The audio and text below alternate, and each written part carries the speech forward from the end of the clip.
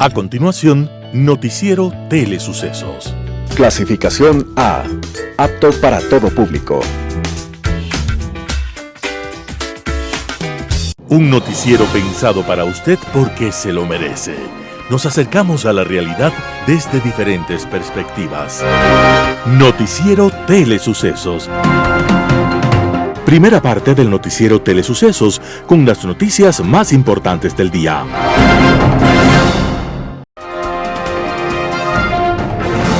Un día como hoy. A finales del siglo XIX, cuando el mundo seguía sin ser enteramente conocido por los humanos, nació un niño decidido a ser explorador. Era noruego, se llamaba Roald Amundsen y con los años acumuló estudios, experiencia y la más severa formación física y mental. Amundsen quería acabar de descubrir el mundo. Lo primero que logró fue el paso del Mar del Norte, navegando desde Europa, cruzando el Ártico para llegar a Norteamérica. Aquella proeza hizo a Amundsen el más famoso personaje del mundo. Era más admirado que todos los astronautas o actores de cine o deportistas que hoy conozcamos. Pero Amundsen quería más y su siguiente gran hazaña fue la conquista del Polo Sur, en una epopeya que todavía el mundo recuerda. En esa expedición llena de heroísmo, participó en una carrera paralela contra el inglés Robert Scott, quien cuando llegó al Polo Sur encontró flameando la bandera noruega puesta por Amundsen y sus hombres. Aquella derrota y otros errores de Scott produjeron una tragedia épica, porque todos murieron de hambre y de frío en medio de las soledades del continente antártico. El vencedor había sido aquel explorador noruego a quien todavía le faltaban páginas heroicas por llenar en su vida. Roald Amundsen estaba llegando al Polo Sur un día como hoy, en pleno verano antártico, un 14 de diciembre de 1911. Y aunque aquella aventura se saldó con una gran dosis de dolor, en medio de las soledades blancas del Antártico, todavía queda la huella de su enorme heroísmo.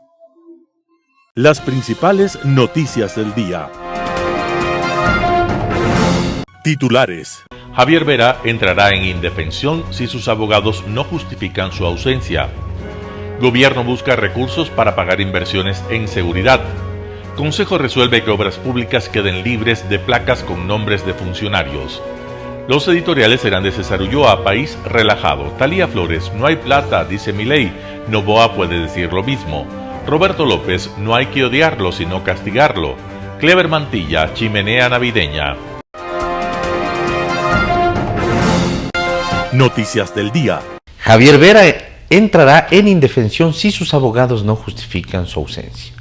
La mañana de este 13 de diciembre no se pudo registrar la audiencia preparatoria de juicio seguida en contra del exministro de Energía Javier Vera Grunauer, procesado por presunto cohecho. Ambas partes procesales se excusaron por razones médicas y profesionales. Vera Grunauer fungió como ministro de Energía y Minas durante un periodo del gobierno del expresidente Guillermo Lasso. Su salida se dio en medio de denuncias por presunta gestión de cargos públicos mientras formaba parte de la cartera de Estado. Los defensores de Vera pidieron un diferimiento, pues uno de los abogados fue convocado a una audiencia fuera de la ciudad, mientras que el otro mantenía un problema de salud que le imposibilitaba acudir a la diligencia.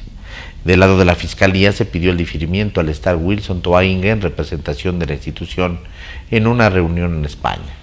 La norma refiere que cualquier audiencia se deberá reinstalar con los mismos sujetos procesales con los que se suspendió. En un principio, tras conocer los certificados de la defensa de Vera Grunauer, el juez Rivera decidió declarar al exministro en indefensión para que sea la Defensoría Pública la que asuma el caso y así evitar más dilataciones. Sin embargo, tras las observaciones del resto de abogados presentes, el juez Luis Rivera concedió 48 horas para que la defensa de Vera Grunauer valide sus certificados en la red de salud pública. Caso contrario, un defensor público asumiría el caso. El gobierno busca recursos para pagar inversiones en seguridad. La ministra de Gobierno e Interior, Mónica Palencia, informó que el gobierno del presidente Daniel Noboa se mantiene comprometido con el pueblo ecuatoriano para brindar seguridad e indicó que el plan Fénix ya se encuentra en aplicación. La titular de la cartera detalló que el gobierno le ha tocado salir a buscar la cooperación internacional. En ese sentido, espera cerrar un acuerdo este miércoles con el gobierno de los Estados Unidos para recibir 200 millones de dólares. Precisó que están a la búsqueda de al menos 900 millones en organismos de cooperación de Canadá, la Unión Europea y Gran Bretaña para trabajar en la inversión para el combate de la inseguridad y los grupos del crimen organizado transnacional. Agregó que están trabajando en la implementación de 6 unidades de inteligencia financiera y lavado de activos con la Unidad de Análisis Financiero y Económico UAFE para fortalecer la lucha contra el lavado de activos en el país. Palencia también aseguró que la semana siguiente llegará a Ecuador un equipo que maneja la tecnología israelí con el que se piensa trabajar en la construcción de cárceles de máxima seguridad. La ministra anticipó que el plan de construir 2 megacárceles en cuanto a equipamiento tecnológico, no en cuanto a su tamaño, de máxima seguridad y además 4 cárceles de máxima seguridad. Consejo resuelve que obras públicas queden libres de placas con nombres de funcionarios. El proyecto de resolución que impide incluir nombres de políticos o servidores públicos del municipio de Quito en placas inaugurales o de identificación de obras públicas se aprobó con 11 votos a favor este martes en la sesión ordinaria del Consejo Metropolitano. La prohibición incluye placas que se coloquen por la inauguración de obras, ya sea por identificación, construcción, refacción o remodelación, por autorreconocimiento en la participación de los servidores municipales en la ejecución de las obras en ejercicio de sus atribuciones o de su periodo de gestión. Así también la resolución ordena el retiro de placas inaugurales que se encuentran en predios municipales o de propiedad de cualquier entidad municipal y que identifiquen obras con el nombre de servidores o ex servidores municipales del Distrito Metropolitano de Quito en ejercicio de sus funciones o su periodo de gestión. Esta resolución para su cumplimiento fue encargada a la Administración General en coordinación con la Dirección Metropolitana de Gestión de Bienes Inmuebles y la Unidad de Espacio Público. Además, estas instancias deben en un plazo de 60 días presentar al Consejo Metropolitano un informe con la identificación de los sitios donde se encuentran colocadas placas inaugurales por obras públicas entregadas en el periodo de sus funciones a los servidores municipales con cargos de responsabilidad o de elección popular con el fin de retirarlas del distrito. Entrevista del día. En Radio Sucesos, Walter Macías, juez de la Corte Nacional de Justicia, habló sobre el proceso de selección de jueces en el país. Escuchemos lo que dijo. Pues bien, empezando con esta temática, no creo que esté bien utilizado esto de boicot, puesto de que hay circunstancias que la ciudadanía, por lógica natural, se está percatando están ocurriendo en este proceso de selección, además de que, como ya lo manifesté en el Pleno de la Corte Nacional de Justicia, hay circunstancias por las cuales, como somos el órgano jurisdiccional que está siendo renovado, ¿verdad? Por la legitimidad que involucra aquello de los jueces que van a integrar el Pleno de la Corte Nacional de Justicia, no podemos quedarnos callados y también tenemos que hacer eco de una voz que resuene, en relación a lo que se avisora está ocurriendo, inclusive desde la convocatoria, inclusive las vacantes que se pretenden ocupar, puesto de que existe, yo insisto en esta frase, un fraude al concurso en relación de que no son 7 vacantes, sino 6 vacantes únicamente las que existen en la Corte Nacional, y eso también es grave en relación al concurso que se está llevando a cabo. Vamos viendo cuáles son las observaciones que se hacen, no solamente de parte de la MIO, que es la Misión Internacional de Observación, que hizo todos los apuntes, también el Observatorio de Derechos de Justicia lo anotó, y así, digamos, hasta las federaciones de abogados que han presentado, la de Quito, una acción de protección que justamente mañana será resuelta. ¿Cuáles son todas las irregularidades? Como para que la gente sepa, este no es un problema político, este es un problema de procedimiento.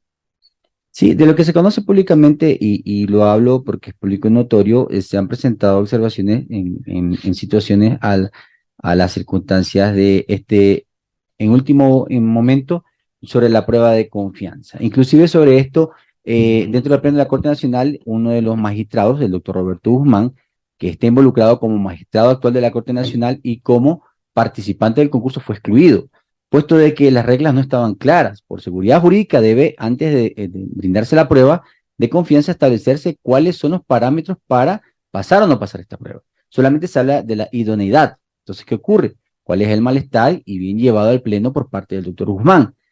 Él rinde la prueba de confianza. Ojo, que hago mía también las palabras del doctor Iván Saquicela, presidente de la Corte, que genera desconfianza esta prueba, puesto que en primer lugar se habla de que no hay resultados por una falla informática. Luego se llama que voluntariamente quienes quieran rendir nuevamente esa prueba manifiesten su postura de volver a rendirla. ¿Cómo puede ocurrir esto si en una suerte de legitimación de esta prueba lo idóneo hubiese sido de que todos volvieran a rendir la misma? Y resulta que posterior de aquello sí existen resultados de ambas pruebas, tanto de los que no la repitieron como los que dieron en primer lugar. Pero no solo eso, el doctor Roberto Guzmán nos pone en alerta en relación a que cuando ella rinde la prueba obtiene una calificación de 83 puntos y con eso se lo considera no idóneo. Y esto pasa también con un coordinador de la Corte Nacional de Justicia que se le involucra con una calificación de 80 puntos. Pero esto no estaba arreglado, en ningún momento se establecía que tenía que superar un puntaje dentro de esta prueba de confianza. Entonces, esta es una de las irregularidades, más allá de que también, insisto, existe la situación de vacantes, también manifiesta el presidente de la Corte, no existe una cuestión de paridad de género y otras más que avisara también la ciudadanía. Claro, hay dos recursos presentados. Uno por Paulo Caña como parte de la Federación Nacional de Abogados y el otro por Gabriel Terán Naranjo, el postulante que recibió luego de repetir el examen de confianza esta calificación de 80.03 y la definición de no idóneo. Otras cosas que se apuntan por parte de la observación y por parte de todos quienes han hecho, el seguimiento de este proceso es la falta de claridad y la justificación en la asignación de puntajes en la fase de méritos que dificulta la supervisión y la validación por parte del público. Aquí se insta a las autoridades del proceso a establecer criterios claros y una justificación sólida en esta etapa. No ha habido eso. En relación a eso, tenemos claro en primer lugar que las atribuciones del Consejo de la Judicatura son constitucionales y legales en relación a elaborar el instructivo del concurso y a realizar esta faceta, ¿verdad?, de calificar los méritos. Se ha visto dentro de lo que se conoce por los medios de comunicación a través de ustedes y también a través de lo que han manifestado los postulantes que están participando en el concurso, que han existido irregularidades en este sentido, respecto de que hay ciertas circunstancias que ocurren no solamente en la calificación de méritos. Lo que debe llamar la atención es lo que ocurre en la recalificación de los méritos o de todas las pruebas, inclusive por la conformación de los tribunales. ¿A qué voy con esto? No olvidemos que el propio reglamento establece que para recalificar, ¿verdad?, en todas las fases, tanto en los méritos como en las pruebas, tanto escritas como en las pruebas prácticas, se deben conformar tribunales de calificación y recalificación. Estos deben reunir los mismos requisitos para un magistrado de la Corte Nacional de Justicia. Pero no se trata únicamente de tener 10 años de libre ejercicio o los requisitos, los tres principales de la Constitución o venir de alguna fuente de la función judicial. No.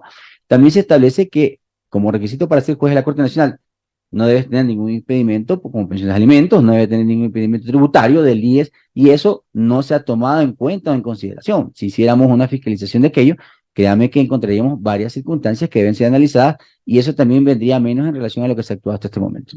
Bueno, queda esto a criterio solamente del Pleno del Consejo de la Judicatura. O sea, es decir, pasa por la voluntad de ellos.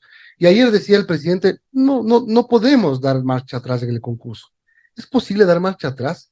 ¿Depende solamente del Pleno del Consejo de la Judicatura? ¿O hay algo que impida volver a cero? A ver, la normativa legal establece que si existen estas irregularidades insubsanables, en este caso el artículo 53 del Código Orgánico de la Función Judicial, establece que puede hacer el Consejo de la Judicatura, pero hasta este momento lo que se ha escuchado son únicamente, entiendo que pues se presenta como vocero el señor Terán, presidente de la Judicatura, pero creo que hasta este momento no hemos escuchado que se haya ubicado esto en un orden del día, ¿verdad?, del Pleno del Consejo de la Judicatura, de los 4 vocales que hasta este momento lo conforman para establecer si en realidad la postura es de los 4, puesto de que siendo un cuerpo colegiado deberían adoptar una decisión y para que la ciudadanía conozca de forma transparente, así como hicimos nosotros en el Pleno cuando no logramos abordar una decisión, pero eso escucharon las posturas de cada uno de los jueces. Lo mismo debe ocurrir con los vocales del Consejo de la Judicatura. En un Pleno establecer cuáles son las posturas de cada uno y por qué no se podría declarar la nulidad o por qué no se podría subsanar de alguna forma las circunstancias que se han presentado como irregularidades. Rodrigo Cáceres, presidente de Quito Honesto, estuvo en Radio Sucesos para hablar sobre el Simposio Internacional Quito, el Fénix de una gestión pública transparente. Escuchemos lo que dijo. El simposio Quito, el Fénix de la gestión pública transparente, lo vamos a desarrollar el día de mañana, jueves 14 de diciembre, entre las 8 de la mañana y las 3:30 horas, en el Salón de la Ciudad del municipio de Quito. Sabemos que en este simposio se dan cita a algunos países latinoamericanos. ¿Por qué estos países? ¿Cuáles son y cuál es el objetivo de darse cita precisamente en Quito? Ya. Tenemos invitados en total 10 expositores nacionales e internacionales, representando a 4 países. Están México, Colombia, Panamá. ¿Por qué hemos escogido estos países? Hemos hecho invitaciones a varios organismos a combate a la corrupción, y dentro de ellos nos han aceptado la invitación.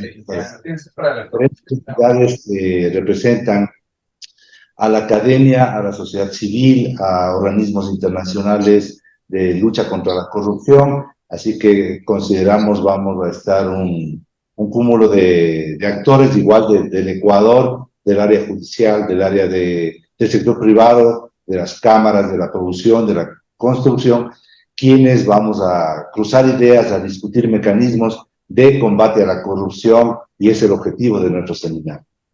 Se va a dar entre las 8 de la mañana y la 1 de la tarde. Va a haber distintas formas de trabajo. ¿Cuáles son estas modalidades y qué se busca con ellas? Tenemos inicialmente 2 conferencias de magistrados nacionales y adicionalmente 2 mesas de trabajo, cada una con 4 expositores, en las que iremos cruzando ideas y mecanismos. Luego, participación de la ciudadanía. Señor Cáceres, ¿qué resultados espera del simposio y cuándo será publicado los mismos? Los resultados esperamos tener mecanismos que fortalezcan el combate a la corrupción. A través de estas experiencias nosotros vamos a editar un documento que será puesto a consideración. Quito Honesto tiene 21 años de vida. A lo largo de este tiempo se ha dedicado a un trabajo de transparentación, de transparentar el trabajo del municipio. ¿Cuáles han sido los logros que ha tenido a lo largo de este tiempo? Bueno, nosotros como Quito Honesto actuamos en 2 frentes, uno que es de la prevención, es decir, antes de que el hecho se pueda cometer, y luego el de investigación. En ambos frentes tenemos mecanismos ellos como son revisar dotación mayores a $975.000. Antes de que esto se publique, nosotros hacemos una verificación previa de cumplimiento de requisitos, de necesidad, de disponibilidad de recursos, de estudios de mercado adecuados para definir presupuestos referenciales. Eso lo hemos hecho a lo largo de estos 21 años, y adicionalmente tenemos planes de capacitación. Damos capacitación respecto a valores, a código de ética, al personal municipal, también al personal, a los alumnos de los colegios metropolitanos, para que ellos también estén alineados con la gestión. Y aparte de eso, tenemos investigaciones de las que se arrojan resultados, tanto en el campo administrativo, en el campo civil y en el campo penal, también que han ido a la gestión. Es un organismo que tiene autonomía, sin embargo, trabaja en función de todas las obras y los actos que tenga el municipio de Quito. ¿Cómo han podido mantener esta distancia para mantener la trayectoria que tiene Quito Honesto, que cuenta con credibilidad dentro de del control de la corrupción para las instituciones municipales? Un punto fundamental es la integración del propio pleno de Quito Honesto. Estamos integrados por representantes de la ciudadanía, representantes de las universidades, de las cámaras de la corrupción, y del municipio, en el caso del presidente. Entonces tenemos una integridad mayoritariamente de la sociedad civil. Eso nos permite actuar con total independencia de la autoridad de turno. Nosotros evaluamos la gestión en general de todo el municipio en sus diferentes empresas e instancias, y por tanto tenemos la autonomía y la independencia necesaria para poder actuar sin problemas. Se cierra con el simposio Quito, el Fénix de una gestión transparente. Para el próximo año, ¿se va a tener eventos de este mismo tipo? ¿Cuántos tienen planificados? ¿Ya está armado un calendario? Estamos planificados siempre hacer al menos un evento al año. Hoy lo hemos hecho cercano al aniversario del 9 de diciembre, que es el Día Internacional en contra de la corrupción. Un poquito se nos ha complicado porque se cruza con las festividades de Quito, este año también con el lanzamiento del metro, que son actividades municipales que copó también los espacios. El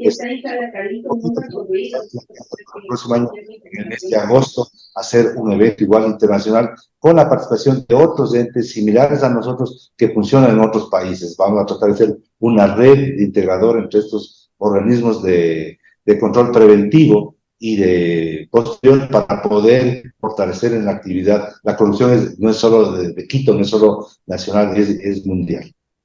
¿Este simposio está abierto a funcionarios municipales de Quito y de otras partes del país?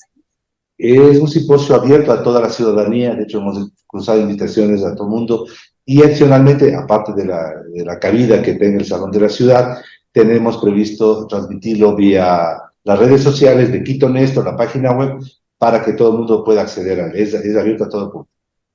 ¿Cuándo podríamos contar con las conclusiones que brinda el simposio?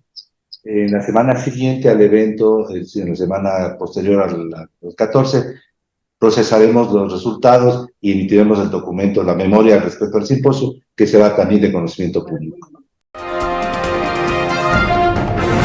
En Impacto Informativo estuvo Gustavo Medina, expresidente de la Corte Suprema de Justicia. Habló sobre el concurso para la elección de jueces nacionales. Veamos la nota. Gracias. Servir. Hay propósitos que cumplir, cueste lo que cueste, viólese o no viólese las normas y a veces el sentido común. ¿Cuáles son esos propósitos del doctor Terán? El propósito es armar una Corte Nacional de Justicia en donde hayan las posibilidades de componer según sus conveniencias los tribunales que deben conocer las demandas de revisión de sentencias que están ejecutoriadas, pero tienen la posibilidad de ser revertidas, sentencias que establecen responsabilidades de orden penal y de orden económico, pero que tienen la posibilidad de ser revertidas vía recursos de casación. ¿En qué casos? Cuando, por ejemplo, han habido pruebas que se considerarían evidentemente falsas. Ese es uno de los casos. Cuando hay nuevas pruebas, pero en el mundo judicial nuestro nada es extraño, porque todo naturalmente está debidamente planificado para crear el ambiente necesario con el propósito que hemos indicado. Esos recursos de revisión, ¿a quién le benefician? Naturalmente a los sentenciados, empezando por el señor Correa y siguiendo por todos quienes fueron sentenciados en varios procesos. Me refiero a los colaboradores muy cercanos al gobierno del señor Correa. Y en este escenario que usted nos está planteando, doctor Medina, ¿cómo así esta cercanía o esta instrumentalización del doctor Wilman Terán? Porque a él no se le conocía pues como parte de los gabinetes de Rafael Correa. Todo lo contrario, él dice, yo fui el que sentencié a Rafael Correa en su momento. Bueno, aquello de conocer o no conocer a las gentes, sobre todo en el orden profesional, depende de varios factores. Llegan a magistrados de la Corte Nacional precisamente por sus habilidades, que no son muchas veces las capacidades intelectuales, la formación profesional, sino más bien las genuflexiones respecto del mandanamas de turno. Estas lamentablemente han sido las experiencias de nuestro país. Por eso es que especialmente los cuerpos colegiados que tienen que ver con asuntos fundamentales como este de administrar justicia no siempre han estado debidamente integrados. Pero de esta relación o de estos antecedentes o de estos giros bruscos, ¿conocían los proponentes del doctor Terán, que fue la Corte Nacional, específicamente el doctor Iván Saquicela, su presidente? Presumo que deben haberle conocido de cerca. Recuerde usted que hace algunos meses, con motivo de la designación como delegado de la Corte Nacional de Justicia en el Consejo de la Judicatura, recaída en el doctor Terán.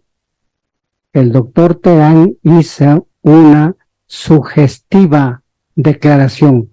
Vengo de las estrellas. Así dijo, pues claro. Cuando escuché eso, dije, ¿a quién han designado en la Corte para que presida el Consejo de la Judicatura? Porque de conformidad con la Constitución, el delegado que debería ser en el texto constitucional del presidente, que luego se convirtió en el delegado del Pleno de la Corte Nacional de Justicia, es el presidente nato del Consejo de la Judicatura.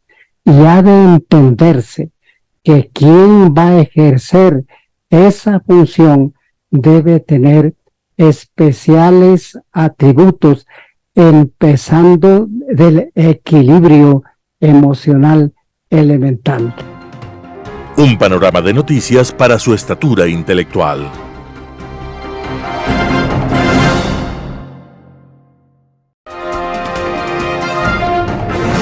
Editorial. País relajado, artículo de César Ulloa publicado en Diario La Hora. Ni en la peor de las pesadillas las personas afectadas por la corrupción, la inseguridad y el desempleo se podrían cruzar de brazos. Sin embargo, esto que resulta inimaginable en cualquier sociedad ocurre en el Ecuador y de manera diaria. Al día de hoy la mayoría de la población es afectada de diversas maneras. Posiblemente y al menos una persona en cada familia ha sido robada, otra quiere irse del país y varias están desempleadas. Las soluciones no son inmediatas debido a la complejidad de un problema que refleja un acumulado de errores, insensibilidad e improvisaciones de los gobernantes de turno. Es el momento de replantear el estado de las cosas de manera radical. El cambio podría empezar con un acuerdo ético, es decir, el repudio público hacia los saqueadores, bandas organizadas y tramposos. Entre ellos se encuentran los evasores de impuestos, coimeros, prepotentes con el uso del poder, entre las distintas especies de la fauna. Ello implica que la sociedad en su conjunto sea intolerante y con quienes defienden la corrupción. Son aliados y cómplices de las bandas, hacen lobby e incluso abren los micrófonos para irresponsables disfrazados de políticos que juegan con las esperanzas de las personas, pues solo nos queda eso, esperanzas. La ética es efectiva, pues modera la visión que tienen las personas de sí mismo y de su entorno. La vergüenza pública debe institucionalizarse, parafraseando al presidente Daniel Noboa. Es el momento de señalar a los corruptos y difundir las consecuencias que ha traído al Ecuador el saqueo indiscriminado de los recursos del Estado. No basta con las acciones que hacen y deben hacer los operadores de justicia si la conciencia colectiva no toma partido. En ese mismo orden de ideas, no puede ser que los corruptos y corruptas entren y salgan de los centros comerciales como si nada, que paguen cuantiosas cifras en restaurantes como si nada, que se paseen en las calles como si nada. La sociedad debe cerrar relaciones con corruptos, líderes de bandas y lobistas de las dos anteriores. La estrategia de ser un país relajado no nos conduce a ninguna parte, peor aquella de perder el asombro y naturalizar la desgracia. Artículo de César Ulloa publicado en Diario La Hora. No hay plata, dice Milei. Noboa puede decir lo mismo. Talía Flores, Primicias. Tan pronto se conoció que el flamante presidente de Argentina, Javier Milei, eliminó de un plumazo 11 ministerios de Estado, pasando de 18 a 9, cumpliendo su promesa de campaña de reducir el tamaño del Estado, en las redes sociales los ecuatorianos le pidieron lo mismo al presidente Daniel Noboa. No ha habido respuesta. Desde que el 19 de noviembre pasado Javier Milei, libertario y excéntrico, derrotara al kirchnerismo de manera contundente, el mundo mira con atención a ese gran país de 46 millones de habitantes, cuyas cifras económicas son de infarto, sabiendo que no existen fórmulas posibles para reflotarlo de inmediato. En su discurso inaugural de un poco más de 30 minutos, pronunciado de cara al pueblo y de espaldas al Congreso, símbolo de la política que dice repudiar, Milei hizo un crudo diagnóstico de la economía argentina, que tiene una inflación del 143% y un déficit fiscal equivalente al 17% del Producto Interno Bruto, por lo que está ante la crisis más profunda de su historia. Flanqueado por 7 presidentes y por el rey de España, el flamante mandatario aseguró que les han arruinado la vida al haber hecho caer 10 veces los salarios, por lo que el populismo les está dejando el 45% de pobres y el 10% de indigentes.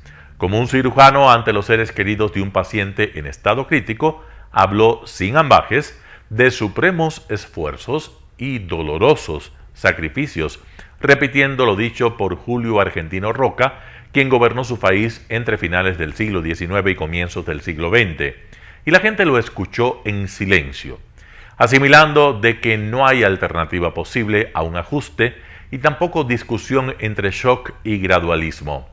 Lo de Milei el domingo fue una forma inédita de hablarle al pueblo diciendo la verdad, una manera aristotélica porque el griego decía que la única verdad es la realidad. A corto plazo la situación empeorará, dijo el líder de La Libertad Avanza, que antes había revelado que no hay plata, por lo que anticipó un ajuste fiscal de 5 puntos del Producto Interno Bruto que, aseguró, caerá sobre el sector público. Pero luego aseguró que Argentina tiene todo para ser el país que siempre soñamos, ante la cual la multitud respondió, sí se puede. Mientras escuchaba el discurso de Milei, por mi cabeza revoloteaban las cifras de la economía ecuatoriana y me preguntaba qué estará pensando el presidente Daniel Noboa, presente allí en Buenos Aires, contemplando los arrestos del presidente argentino para anticipar a su pueblo decisiones tan graves, y si acaso no pensaría que habría sido bueno que el día que asumió el poder, él también les dijese a los ecuatorianos cómo encontró el país y qué hará para superar la crisis. En Ecuador, recién 4 días después de llegar a Carondelet, en un video que colgó en redes sociales, el presidente Noboa asomó junto a su ministro de Finanzas, Juan Carlos Vega, para decir que con apenas 184 millones de dólares en la cuenta única del Tesoro, es la peor situación de la historia de la caja fiscal del país, y que tiene atrasos por 2.872 millones de dólares con el IES, con los GAT y con más instituciones claves del sector público y privado, y necesidades urgentes de seguridad, salud, un potencial fenómeno del Niño, gastos en sueldos, transferencias al IES y a los gobiernos locales. Aseguraron que reciben un país con una caída del 9% del ingreso per cápita en los últimos 10 años por el escaso crecimiento en términos reales, es decir, un país extremadamente empobrecido y un riesgo país cercano a los 2.000 puntos básicos, lo que implica que Ecuador sea excluido del acceso a mercados normales de deuda y además complica la atracción de inversiones. El ministro Vega precisó que el déficit fiscal para cerrar el año superará los 5.000 millones de dólares, es decir, el 5% del Producto Interno Bruto, y que el total de deuda entre externa e interna es de 63.000 millones de dólares. Entonces, sin precisar a qué se refería, el ministro pidió el apoyo de todos los ecuatorianos, sobre todo de los más privilegiados. Noboa cerró la comparecencia remarcando que la situación es muy dura y Ecuador está en su peor momento, por lo que le pido a la sociedad civil, a la empresa privada y a cada uno de los ecuatorianos que creyeron en este proyecto que nos apoye en este momento. Así lo dijo. La primera acción del Ejecutivo ha sido enviar a la Asamblea Nacional una ley urgente para generar empleo llamada Ley de Eficiencia Económica y Generación de Empleo, y está siendo tramitada, pero los expertos aseguran que el Estado solo reportará alrededor de 900 millones de dólares y que los beneficios serán para los grandes deudores que, una vez más, se acogerán a la remisión de deuda. ¿Qué más hará Noboa para superar la crisis? Se conoce que una nueva ley urgente enviará a la Asamblea, pero nada se sabe qué contendrá. ¿Podría disminuir el número de ministerios y otras instituciones como le pedían el domingo por las redes sociales? En realidad hay que esperar. Con estilos y tendencias ideológicas diferentes, Daniel Noboa y Javier Milei han llegado al poder casi al mismo tiempo. Los dos carecen de músculo político. Claro que Noboa ha hecho pactos inadmitidos con el correísmo y el Partido Social Cristiano y hoy tiene mayoría en la Asamblea, pero el costo que parece deberá pagar se presume enorme. De Milei no se sabe cómo logrará que el Congreso respalde la ley Ómnibus, un paquete de medidas que incluiría la reducción de la administración pública, la liberación de los sectores de la economía, la flexibilización de los contratos laborales y privatizaciones. Gobernar en tiempos de crisis y sin plata es el destino de Noboa y de Milei. Nadie sabe cómo lo harán, pero no pueden fallar a sus pueblos. Talía Flores, Primicias. No hay que odiarlo, sino castigarlo. Artículo de Roberto López publicado en Diario El Expreso. Encuentran contenedor con armas de fuego en las aduanas de Guayaquil. En Ecuador circulan armas hasta para derribar aviones. Detienen a uno de los cabecillas de los Lobos y resulta que tiene permiso del Departamento de Armas del Comando Conjunto de las Fuerzas Armadas para tenencia y porte de armas y hasta para fabricar explosivos. Es inmediatamente liberado por falta de pruebas. Todo está podrido porque el dinero del narcotráfico ha penetrado los estamentos estatales. Correa eliminó el 2008 la UIS por descubrir los nexos entre el gobierno y las FARC. Expulsó la base de Manta, abrió las fronteras gracias a la ciudadanía universal, eliminó el pasado judicial, permitió el consumo de drogas, indultó a las mulas del narcotráfico, implementó la salida de las cárceles con medidas alternativas, mantuvo al país sin radares durante una década y permitió el ingreso de los carteles del Golfo, Jalisco y Sinaloa, tal como narró el Chapo durante su juicio en Nueva York. Luego afilió Nietas y Latin Kings a AP para tener apoyo en las calles en caso necesario. La entrega del territorio nacional a los carteles es la mayor monstruosidad de la historia y debe ser castigada.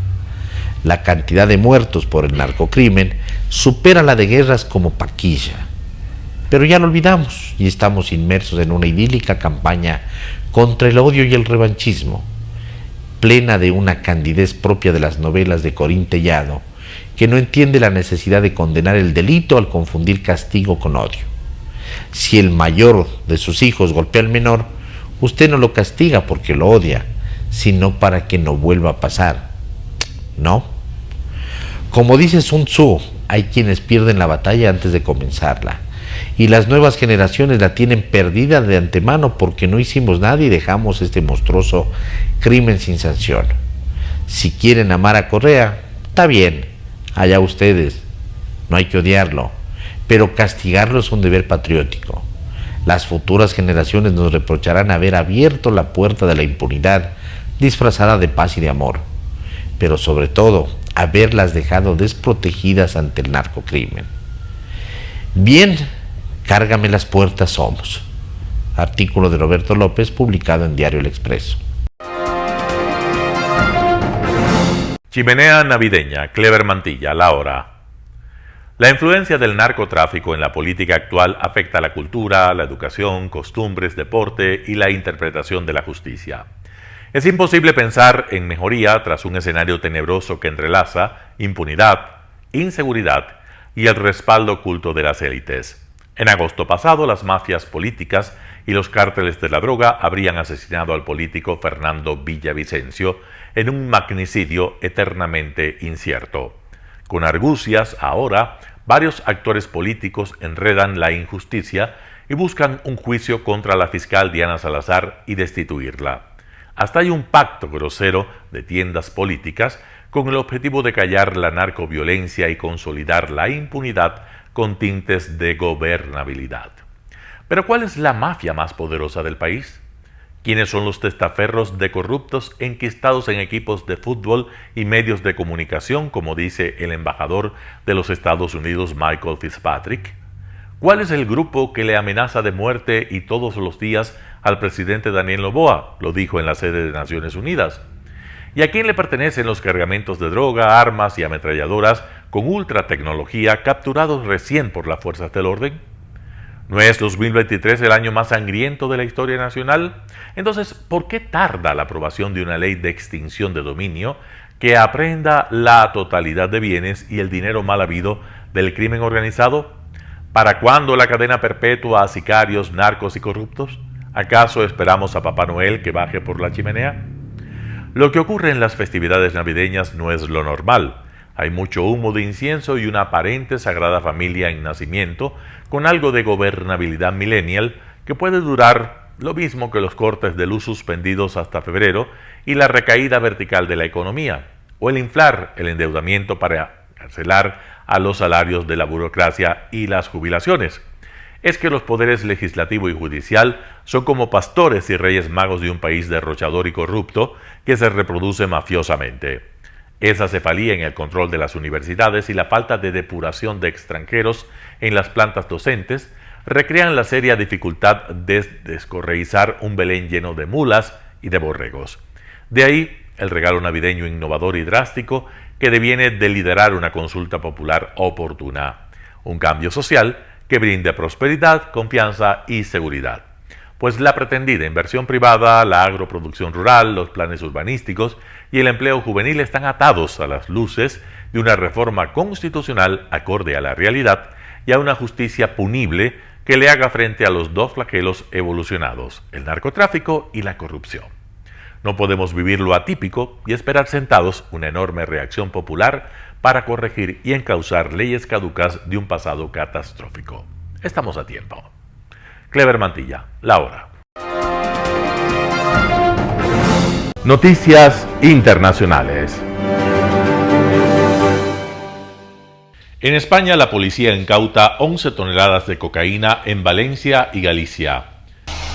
La policía española confisca 11 toneladas de cocaína en el puerto de Valencia y en Galicia. 20 personas han sido detenidas en 2 golpes policiales después de que fuera localizada la droga almacenada en dobles fondos de contenedores de atún congelado que provenían de América del Sur. Utilizaban como tapadera una empresa de venta de pescado. Según la policía, la red de traficantes está vinculada al crimen organizado de Albania. La policía española asegura que existe una sobreproducción de cocaína en el mercado europeo que ha hecho que baje el precio del kilo de 33.000 a 18.000 euros.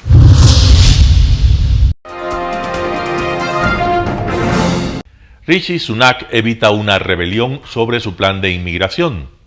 El primer ministro británico Rishi Sunak salvó este martes su plan para deportar inmigrantes a Ruanda, pese a la rebelión del ala dura de su partido conservador que amenazaba la continuidad del propio ejecutivo. The ayes to the right, 313. The noes to the left, 269. El gobierno británico asegura que el plan está diseñado para disuadir a los inmigrantes de cruzar el Canal de la Mancha, algo que Sunak y su gabinete han convertido en una de sus principales prioridades. The treaty that I signed last week puts beyond legal doubt the safety of Rwanda. It provides the basis to end the merry-go-round of legal challenges that have second-guessed the will of Parliament and frustrated this policy, this House and the desire of the British people. En una publicación en X, el primer ministro británico dijo que deben ser los británicos los que deciden qué personas pueden venir a su país. Mientras tanto, un inmigrante se ha quitado la vida a bordo del buque BB Stockholm. El gobierno británico utiliza la embarcación como un centro para aquellas personas que todavía esperan el resultado de sus solicitudes de asilo. El buque, que comenzó a recibir los primeros solicitantes de asilo en agosto, tiene capacidad para hasta 500 hombres.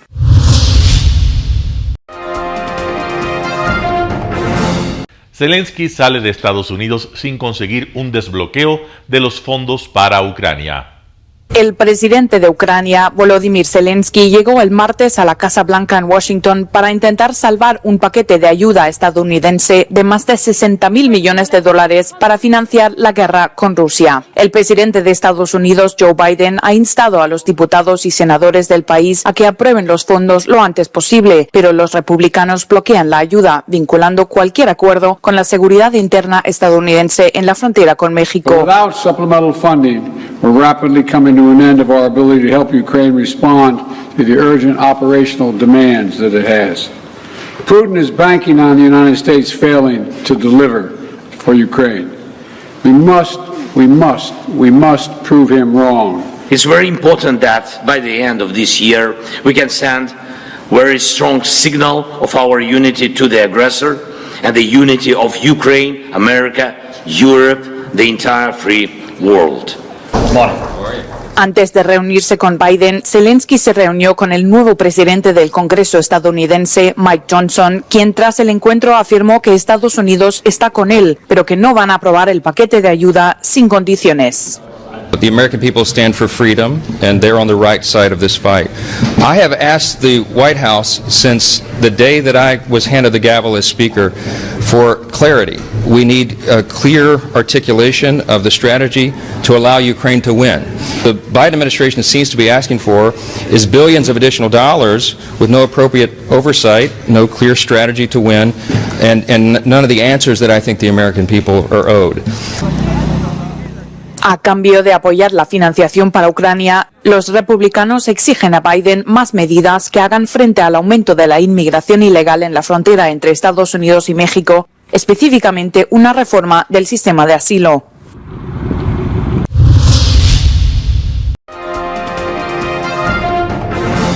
La comunidad internacional exige un alto al fuego humanitario en Gaza.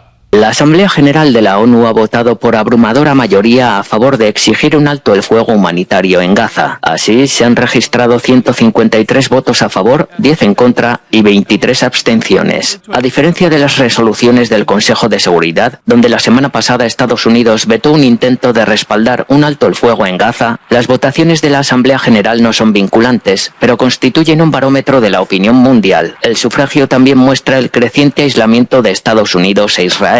Antes, en Washington, Joe Biden ofreció una recepción de Hanukkah en la Casa Blanca en la que señaló que Estados Unidos seguirá proporcionando ayuda militar a Israel hasta que se elimine a Hamás. Sin embargo, en una aparente nueva ruptura de relaciones, advirtió de que Israel pierde apoyos por sus bombardeos indiscriminados sobre Gaza. El presidente estadounidense también pidió al primer ministro de Israel, Benjamin Netanyahu, que cambie la composición de su coalición gubernamental, que se opone mayoritariamente a la creación de un Estado palestino.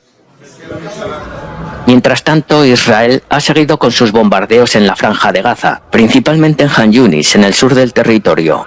También se han producido combates en Rafah, cerca de la frontera con Egipto. La Organización Mundial de la Salud afirma que el sistema sanitario de Gaza ha pasado de contar con 36 hospitales a disponer solamente de 11 desde que Israel lanzó su gran ofensiva de ataques aéreos. El Ministerio de Sanidad de Gaza, dirigido por Hamás, indica que las fuerzas israelíes han matado a más de 18.200 personas en la Franja de Gaza y que hay alrededor de 50.000 heridos.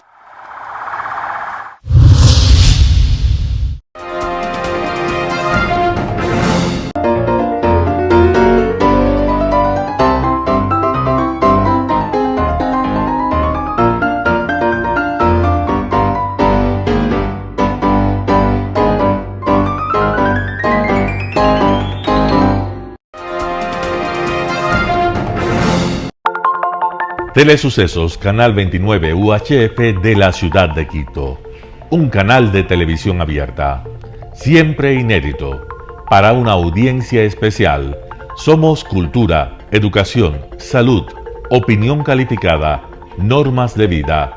Y todas las tardes, de lunes a viernes, desde nuestros estudios en Arena Telesucesos, escenario propio destinado a promover el deporte. En tiempo real. Usted y su familia, en su televisor, desde la comodidad de su hogar, disfrutarán de los partidos, eventos, campeonatos que realizamos diariamente de ecuavóley, básquet, box, lucha libre, cachascán, gimnasia, artes marciales, tenis de mesa, fútbol sala, transmisiones en vivo de los principales partidos de fútbol barrial y colegial. En fin, somos un canal inédito. Inéditos en el deporte, transmisiones de acción y conocimiento en el deporte, espacio diario conducido por el arquitecto David López todas las tardes, de lunes a viernes, de 4 a 5 de la tarde. Siempre inéditos y distintos, siempre jóvenes, personajes jóvenes de generaciones nuevas.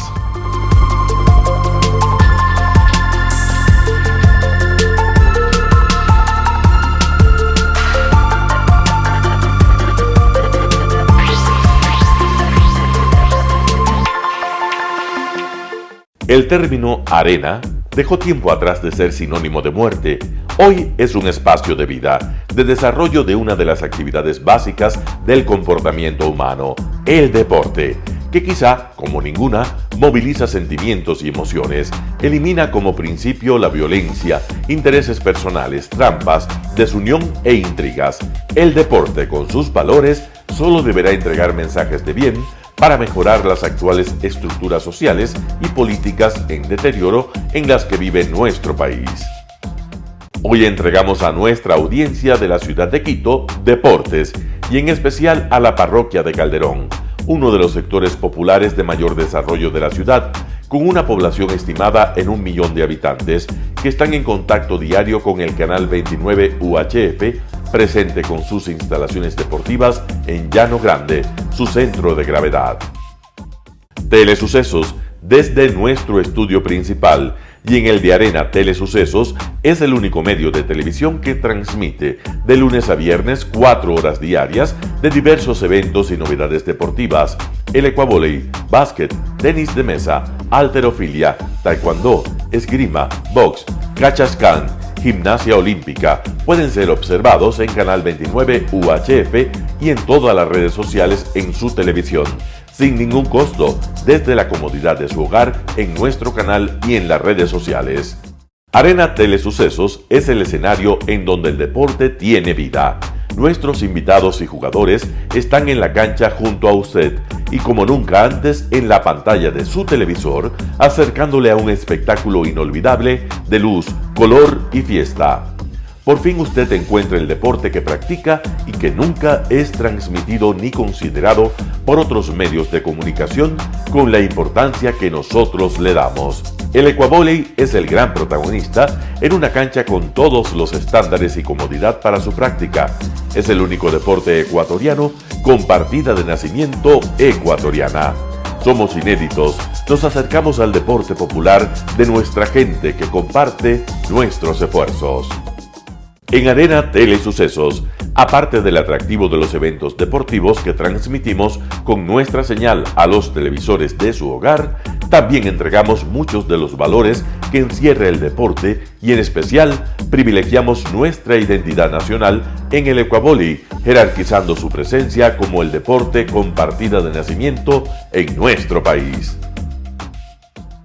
Telesucesos no solo entrega en su programación de deportes un espectáculo, sino que impulsa, privilegia y exige a quienes participan que sean parte de los valores y méritos que el deporte encierra: esfuerzo, superación, perseverancia, respeto, solidaridad, compañerismo, disciplina, puntualidad, sana competencia, honradez en la cancha y fuera de ella. La práctica deportiva siempre generará beneficios positivos para su cuerpo y entregará salud estable, pero refuerza además la identidad personal y premia siempre el éxito conseguido. Estamos entregando a nuestra ciudad con Arena Telesucesos un esfuerzo más de un medio que es fiel a su identidad y que a través de sus contenidos de salud, cultura, opinión calificada y ahora deportes, pretende difundir lo que, aparte del entretenimiento, requiere nuestra gente. Lo hasta ahora realizado está hecho con mucho esfuerzo, pasión y el entusiasmo de nuestra parte, de nuestros empleados, trabajadores y pequeños empresarios que creen en nuestras motivaciones. Hemos dado los primeros pasos para este proyecto que seguiremos haciéndolo gracias a ustedes. Telesucesos, el canal de televisión siempre inédito. El noticiero Telesucesos es retransmitido de lunes a viernes a las 7 horas por Radio Planeta Sur 106.1 FM de la ciudad de Loja. Noticiero Telesucesos.